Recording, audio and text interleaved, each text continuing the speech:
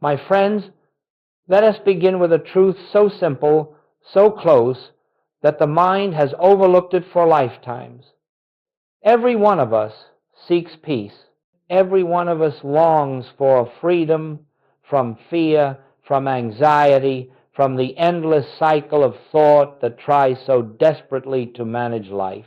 And yet, the very seeking itself hides the answer, because the peace we chase is not out in the world, not in the future, not in the changed circumstance. It is here. It is now. It is the very presence of God already within your own being. For centuries, humanity has believed that peace is attained by improving the mind, by strengthening the intellect, by gathering knowledge, or by pushing away the conditions that disturb us. But none of these efforts bring lasting harmony, because all of them begin with the assumption that we, as separate individuals, must reach out for God, must labor for peace, must earn spiritual grace. And this assumption itself is the very barrier to realization. In the great silence behind thought, in that still point within you where no fear can enter, the presence is already functioning. It is not something you must achieve. It is something you must recognize.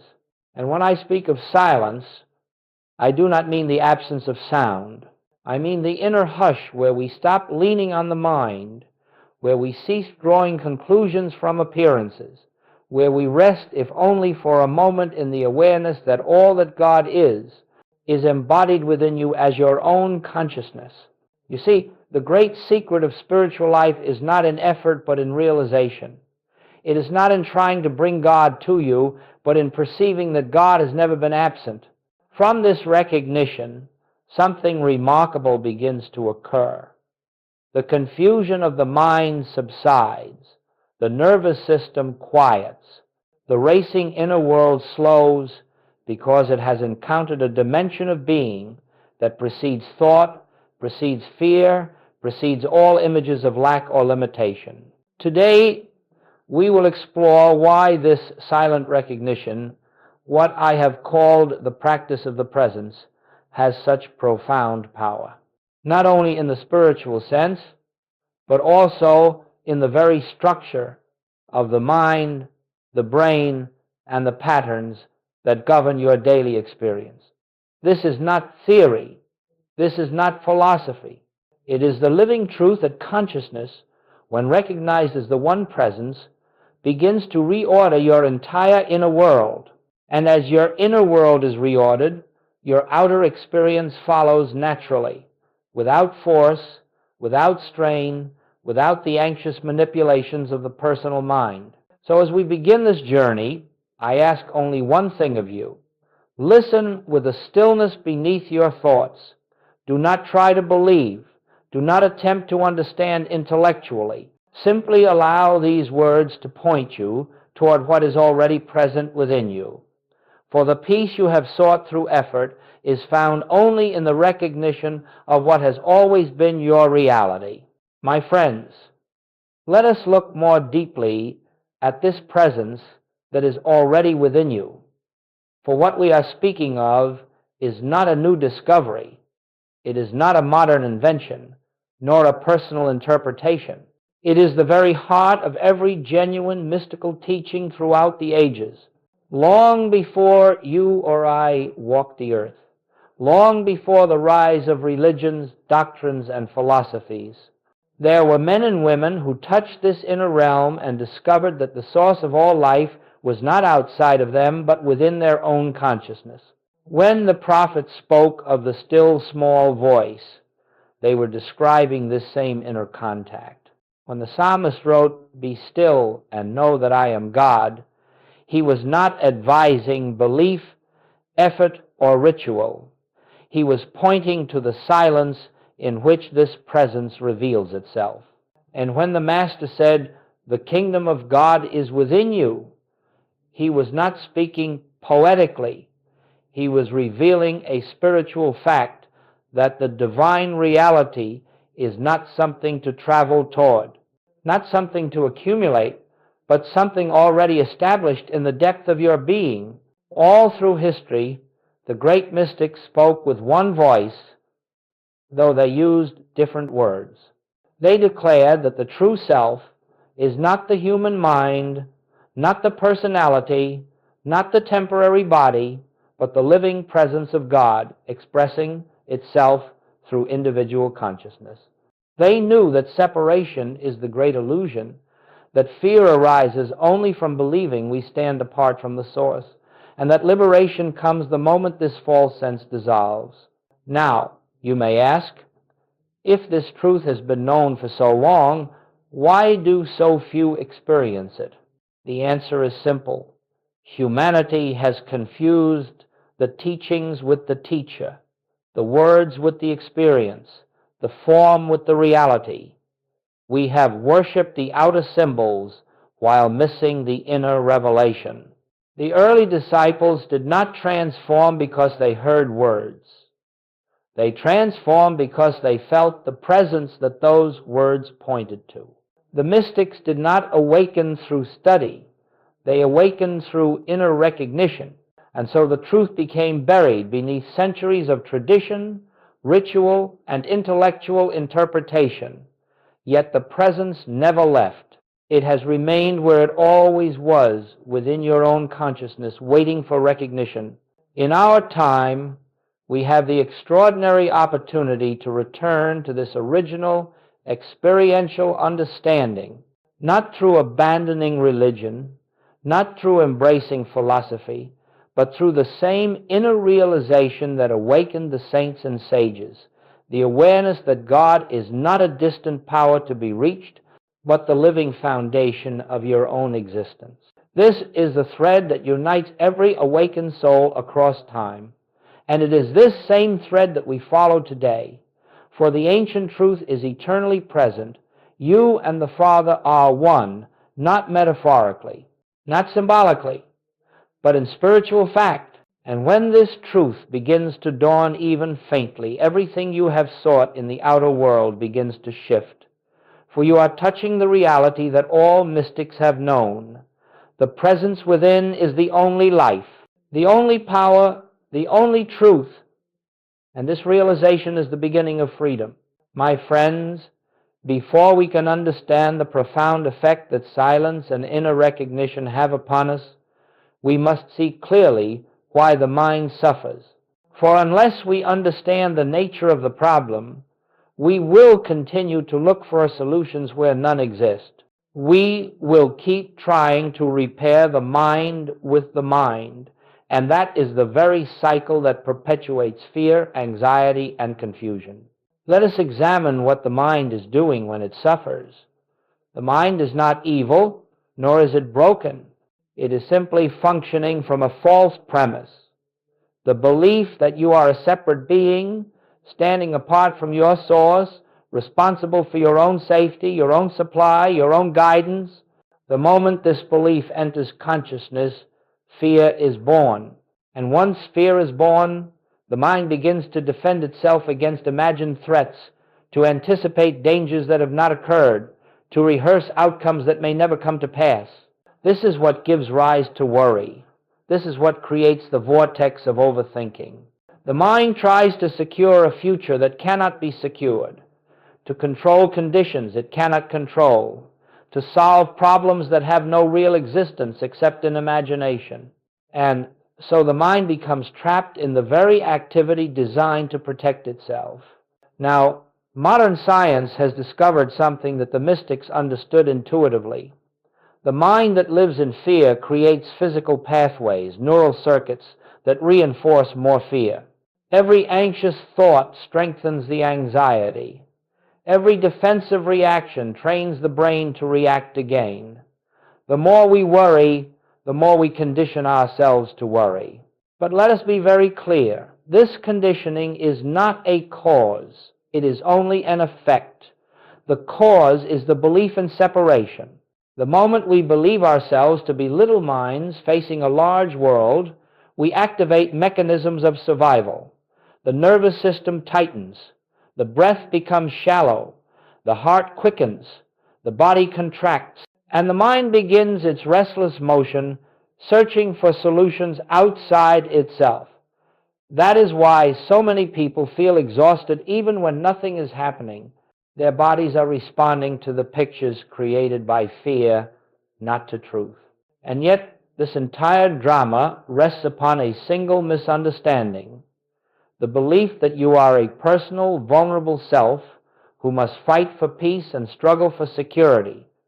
But the spiritual reality is otherwise. You are not a separate mind. You are the individualized expression of one infinite consciousness.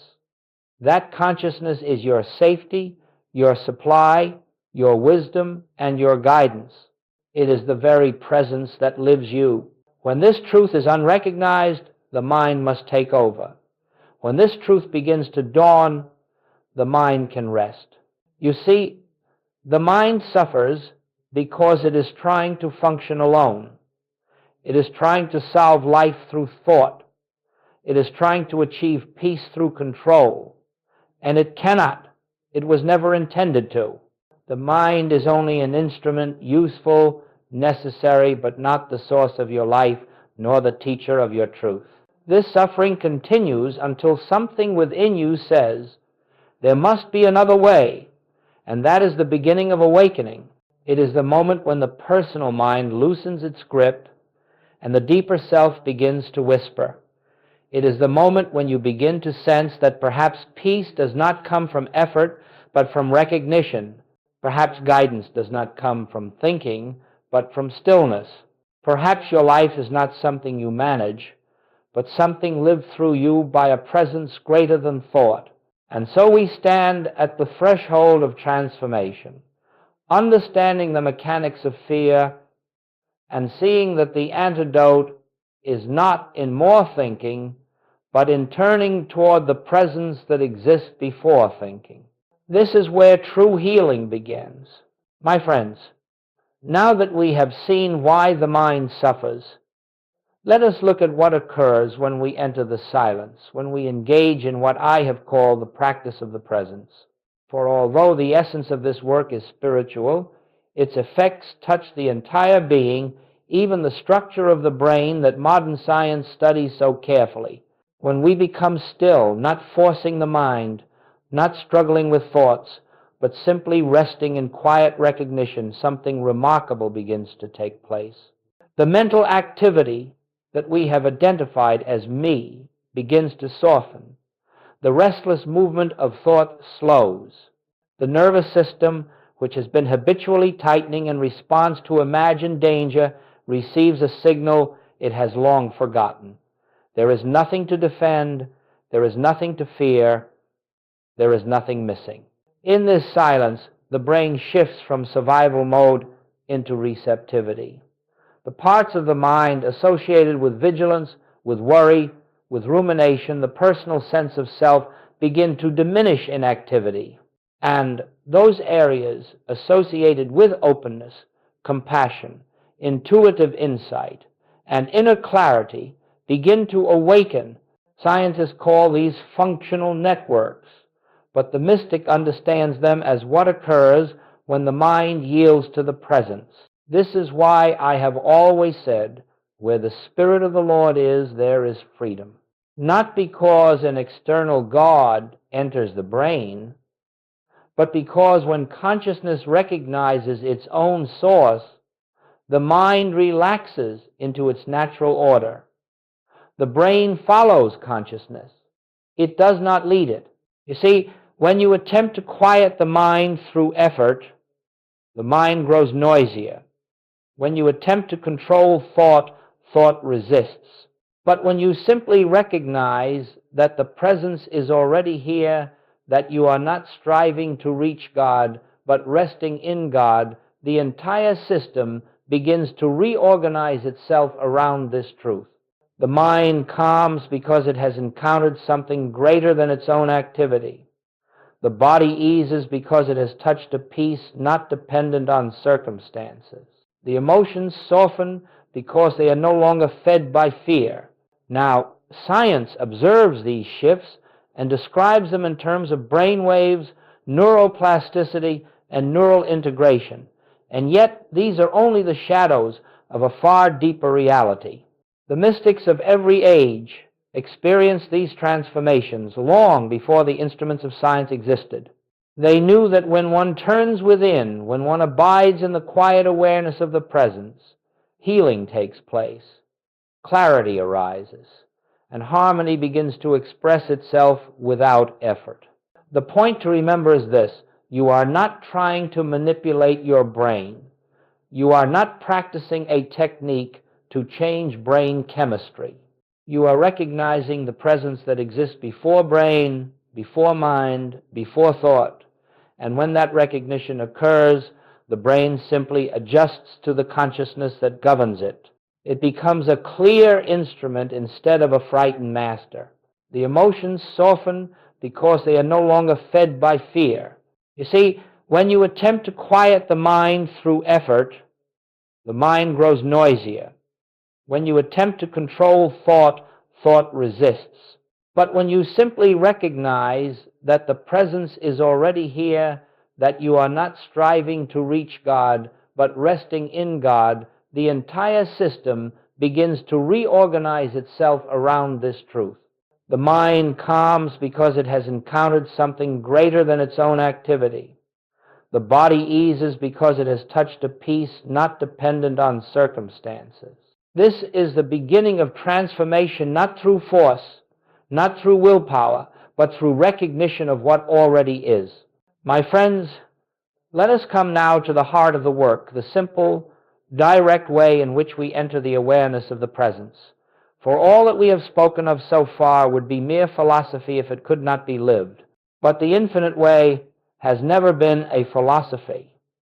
It is a practice, a living relationship with the presence that is your own being. And yet, this practice is unlike anything the personal mind attempts. It is not a discipline of thought. It is not a repetition of words. It is not an effort to achieve a mystical state. It is the most natural activity in the world because it is simply the recognition of what already is. Let us begin gently.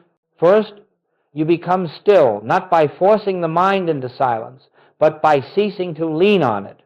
Do not fight thoughts. Do not chase them away. Simply allow them to be, as you would allow clouds to drift across the sky, knowing that they do not touch the sky itself. You are not concerned whether the mind is noisy or quiet. You are simply resting in the awareness that behind every thought, behind every sensation, behind every emotion, there is a deeper presence that has never moved. As this quiet awareness begins to open, gently acknowledge the presence is here. You do not say it as an affirmation. You do not attempt to believe it. You simply recognize a truth that is present whether you acknowledge it or not. For the presence does not come when you remember it, nor depart when you forget. It is the foundation of your being. Now, let the recognition deepen. This presence is the life I am, not the life I hope to acquire, not a power I summon, but the very essence of my existence.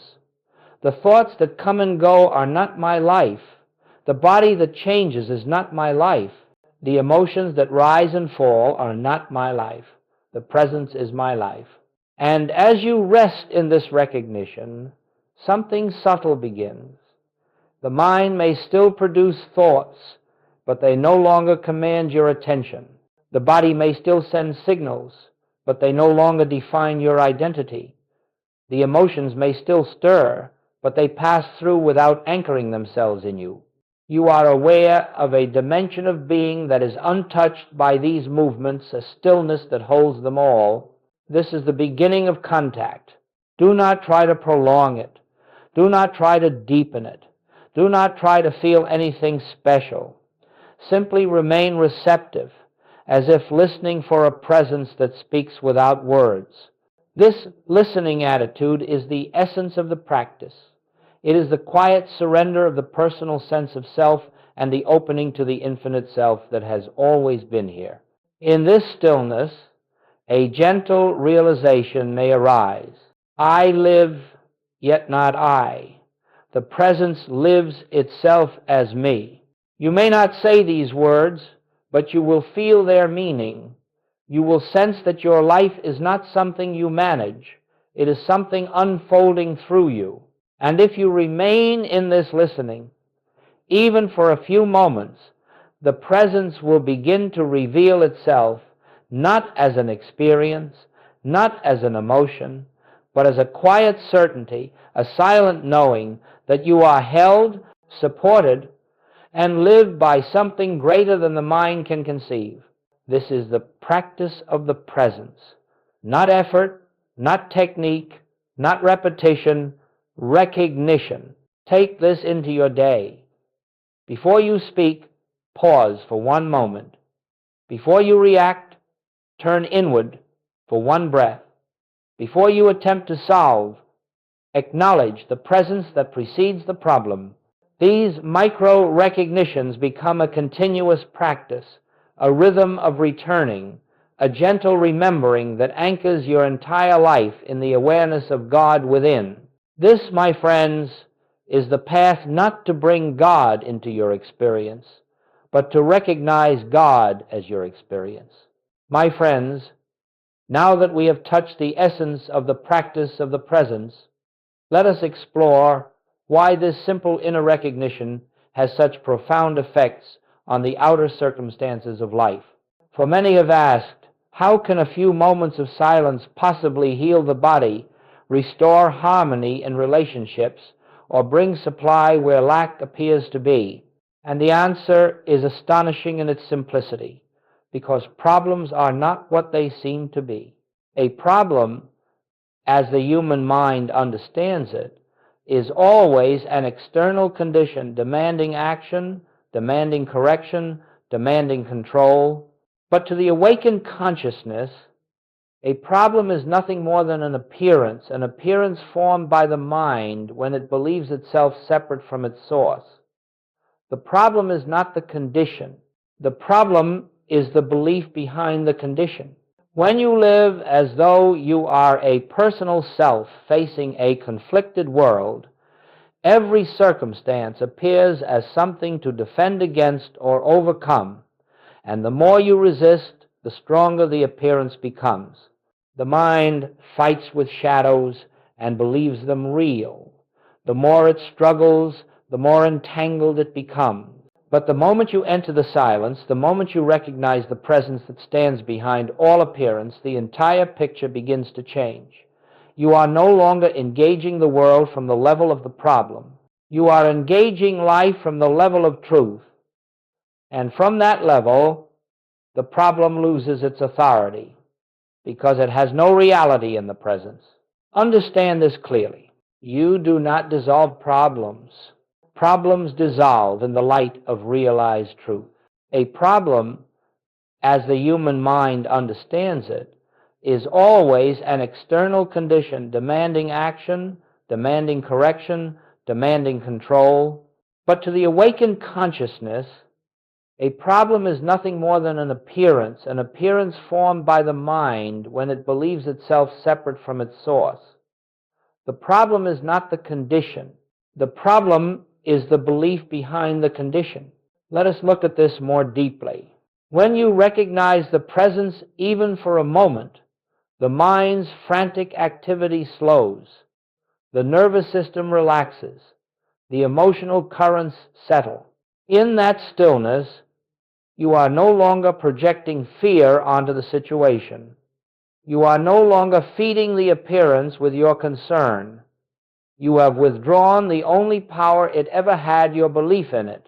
And because consciousness is cause and circumstance is effect, the moment consciousness shifts, the outer must follow. Not always instantly, not always dramatically, but inevitably. Solutions rise without the strain of planning. Resources appear without the anxiety of searching. Healing unfolds without the force of will. Harmony emerges without manipulation. This is why Joel Goldsmith taught that we do not treat the condition. We treat the consciousness that perceives the condition. When consciousness is aligned with truth, the body responds, the environment responds.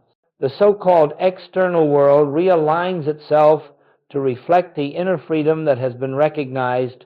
But notice the essential point. You do not do any of this.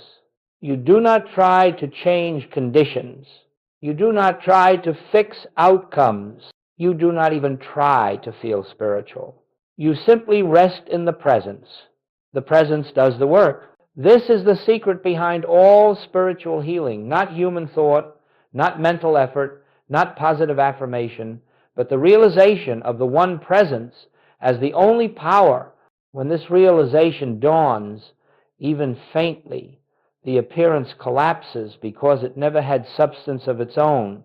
It was only a picture painted by a mind that had forgotten its source.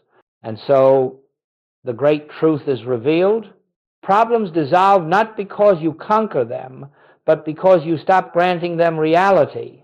You stand in the light of the presence, and the illusion fades. This is why the practice of the presence transforms lives, not through struggle, but through surrender, not through effort, but through recognition, not by bringing God to the condition, but by seeing that God is the reality behind the condition. And so, when you are faced with fear, pause. When confronted with lack, turn within. When disturbed by conflict, rest in the present. You will find that the situation which once seemed so heavy, so threatening, so urgent, begins to lose its power. You will feel a spaciousness around it. And from this spaciousness, the right action, the right words, the right unfoldment will reveal themselves quietly and naturally. But notice the essential point. You do not do any of this. You do not try to change conditions. You do not try to fix outcomes. You do not even try to feel spiritual.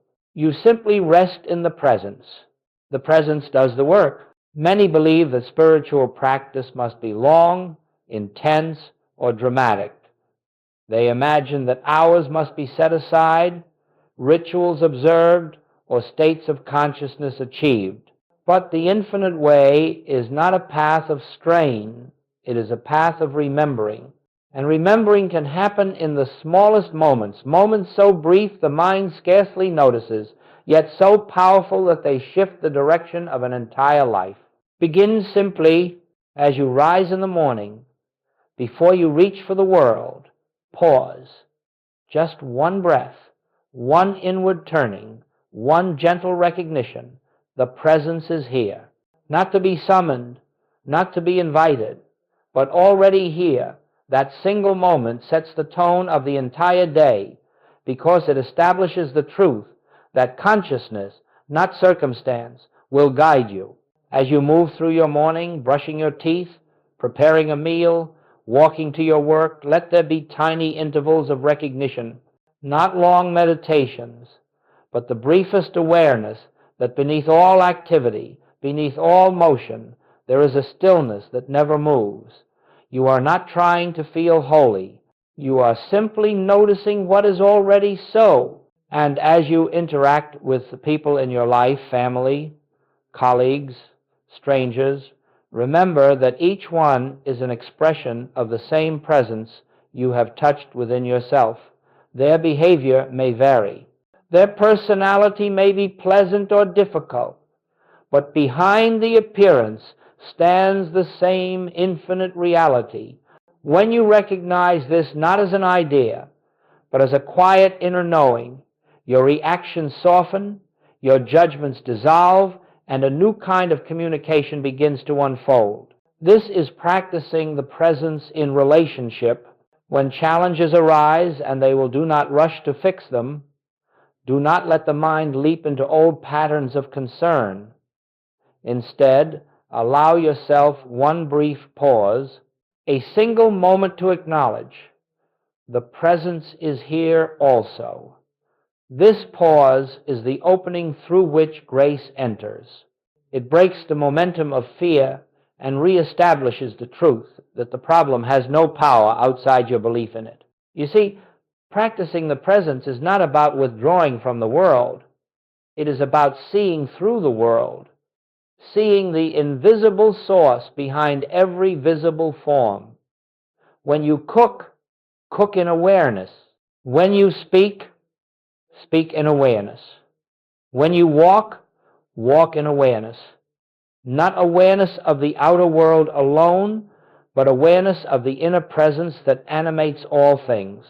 What begins as momentary recognition becomes, over time, a continuous background hum, a subtle sense of companionship, of being upheld, guided, sustained.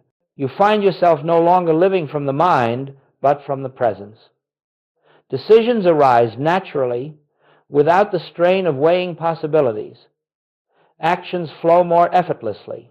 Conversations take on a clarity and compassion that surprise even you. And gradually, without your effort, the presence becomes the atmosphere of your life. You discover that you are never alone, not because a distant God watches over you, but because the very life that breathes you is the presence itself. This is the unbroken awareness, not something you achieve, but something you return to again and again until it becomes the most natural experience in the world, like remembering the rhythm of your own breath. And so, my friends, begin with these small recognitions. A moment in the morning, a breath before a decision, a silent acknowledgement in the presence of another. These are the threads that weave the presence into the pattern of your day until your entire life becomes a lived awareness of truth. My friends, as the awareness of the presence begins to anchor itself in your daily life, something subtle yet extraordinary takes place. You begin to live not from the patterns of the past, not from the conditioning of the personal mind, but from the quiet wisdom of consciousness itself. Transformation does not come as a dramatic event. It comes as a shift so gentle, so natural, that at first you may hardly notice it, and yet everything begins to change. The first sign of this transformation is the softening of reaction. Where once you would have been disturbed, now you find yourself pausing, resting, listening, not because you force yourself to be spiritual, but because the presence within you has become more real than the appearance before you. You meet conflict with clarity instead of defensiveness, uncertainty with trust instead of fear, and challenge with openness instead of resistance. The world itself has not changed, you have changed. And as your reactions soften, your perceptions begin to shift. You no longer see people merely as personalities shaped by habit and history. You sense the deeper identity behind their behavior, the same identity that lives in you. Words spoken in anger no longer penetrate so deeply. Situations that once invoked fear no longer have the same authority. Why? Because you are beginning to live from the awareness that only the presence is power. Then, almost imperceptibly, another transformation unfolds. Decisions that once involved intense deliberation begin to arise naturally from within. You no longer struggle to choose the right path. The path reveals itself. You discover that intuition is not the privilege of a few enlightened souls, but the natural language of consciousness. When fear is absent, guidance becomes a quiet knowing, sometimes subtle, sometimes unmistakable, but always gentle. This transformation also touches the body. As the mind releases its chronic tension, its habitual clinging to control the body begins to respond. Its rhythms become more balanced, its functions more harmonious. Healing unfolds not through effort, but through the removal of the fear that once disrupted natural order. The body reflects the peace that consciousness has recognized. The same is true in the realm of supply. When you no longer live from the belief that you must secure your good through human effort alone, doors open that you never imagined. Opportunities appear not through strain, but through alignment. The right people, the right circumstances, the right resources come into your experience not because you manifested them, but because the presence is expressing its own wholeness through the channel of your life. But perhaps the most profound transformation is this: you discover that you are no longer living your life through the personal sense of self. You are being lived. You feel a quiet companionship with something greater than the mind, something that guides, supports, protects, and unfolds your way without needing to be asked. You find yourself trusting life because you have touched the one who lives it. And as you abide in this trust, fear begins to lose its foundation. Anxiety no longer grips you as it once did. The future no longer looms as a threat, because you sense that the presence which operates now will also operate then. Even memory changes. The past loses its emotional weight because you see that it had no power except the meaning the mind gave it. This is what it means to live from consciousness instead of conditioning. It is not a new personality. It is not a refined ego. It is the dawning realization that the self you have always believed yourself to be has never truly lived. The presence has lived as you from the beginning. The difference now is that you know it. This knowing is freedom. This knowing is peace. This knowing is the Christ consciousness awakening in you, not as a mystical achievement, but as your natural state. When you live from this recognition, life becomes less of a struggle and more of an unfoldment. Problems cease to define your reality. Circumstances cease to intimidate you. Even in moments of challenge, you feel an undercurrent of certainty that does not come from the mind. It comes from the presence that has revealed itself as your own being. This is the transformation that Joel Goldsmith spoke of. A transformation not of the outer life, though outer changes certainly follow, but a transformation of identity, a shift from the conditioned self to the conscious self, from living by fear to living by grace, from effort to effortless being. This, my friends, is what awaits those who practice even a few moments of recognition each day. This is the fruit of living from the presence rather than from the mind. My friends, as we bring this time together to its natural conclusion, let us return once more to the simple truth that has been the thread of this entire journey. The presence you seek is already here. It has never required your effort, your struggle, or your striving. It requires only your recognition. Throughout this teaching, we have traced the movement from fear to peace, from mental activity to inner quiet, from the conditioned sense of self to the realization of the infinite self that is the very essence of your being. And now, as you sit here, you may already feel a gentle shift, a softening, a calming, a deeper awareness that you are not alone because you are not separate. The presence has been the silent listener behind every word spoken. It has been the stillness beneath your thoughts. It has been the awareness that has quietly observed the mind, the emotions, the sensations, and known them to be temporary movements on the surface of a far greater depth. That depth is you, the real you, the eternal you, the you that has never been touched by fear, limitation, or time. Do not imagine that this journey ends when the words stop. Words can carry us only to the threshold.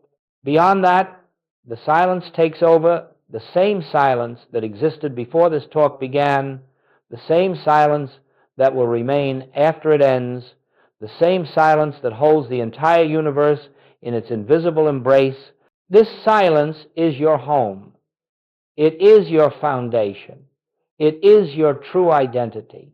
It is the presence that lives you.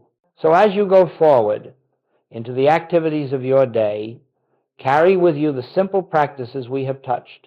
One breath of recognition in the morning, one pause before reacting, one moment of listening before speaking, one gentle acknowledgement. The presence is here. These small openings allow the infinite to flow into the finite. They allow grace to operate where effort once struggled. They allow healing to unfold where fear once contracted. They allow wisdom to speak where the mind once shouted. They allow the life that is God to express itself freely as your life. And remember this, you are not practicing to reach a distant God. You are practicing to remember the God that is your own being. There is nothing to achieve. There is only something to realize. And that realization may come in the simplest moment, in the quiet of a breath, in the pause between thoughts. Before we part, let us rest together, if only briefly, in the awareness that needs no words. Simply be present. Simply be aware. Simply be. The presence is here. The presence has always been here. And the presence will live as you in every moment that follows. Go in peace, my friends. Not the peace the world gives, but the peace that arises from knowing who and what you are in truth.